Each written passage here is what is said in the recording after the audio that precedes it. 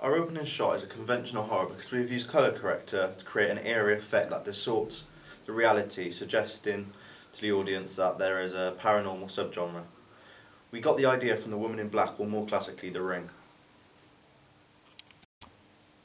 Throughout our opening title sequence there are a series of white flashes. Again, this follows convention as the technique often used in horror to make the audience feel on the edge and uncomfortable. It is most commonly seen in the movie franchise Saw. Instead of having our titles on a black background, we have them on a screen again, which follows conventions, particularly in horror, where the audience are pulled into the action of the movie from the start. This way, it offers realism and creates people to watch the movie. We have used mirrors in our opening sequence, which again is a classic icon of conventional horror. In fact, in 2008, an entire movie was created based on the concept of mirrors. However, throughout horror history, mirrors have been used to frighten the audience, most memorably in the 2006 remake of The Omen. Throughout our opening sequence we stick to conventions by using classic horror icons, for example in this shot, a knife.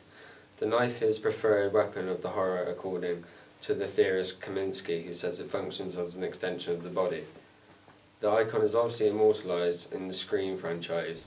We also use blood at the end of our sequence, which whilst is in the classic horror icon, is not so common in the paranormal movies which we have made. In a way, our movie develops convention.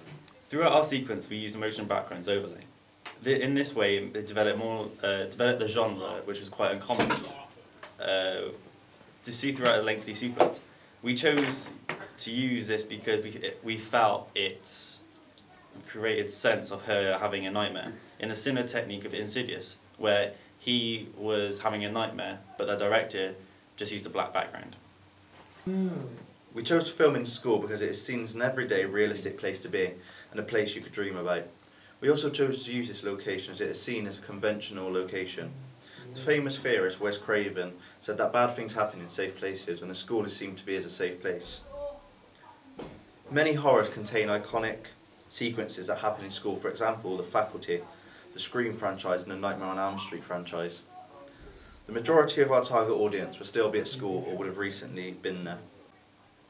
A major break in conventions, which offers a real innovative feel to our sequence, is reversal of the timeline at the end. Most sequences operate on a linear timeline. We are inspired by the trailer of the video game called Dead Island. That was also creative in offering a non-linear timeline. We chose to do this because we feel it offers graphic representation of a nightmare happening in REM sleep. A series of images pumped into the brain just before you wake up. As our victim wakes up covered in blood, we feel that was a powerful end to our sequence. Throughout our opening sequence you see a young female walking around in a white nightie. Again, this is conventional representation. The nightie suggests that she is an innocent girl, and also that she is asleep. We chose a pretty petite girl for this role to appeal to our male audience and conform to the stereotype. Young schoolgirls in horror films are always represented in this way.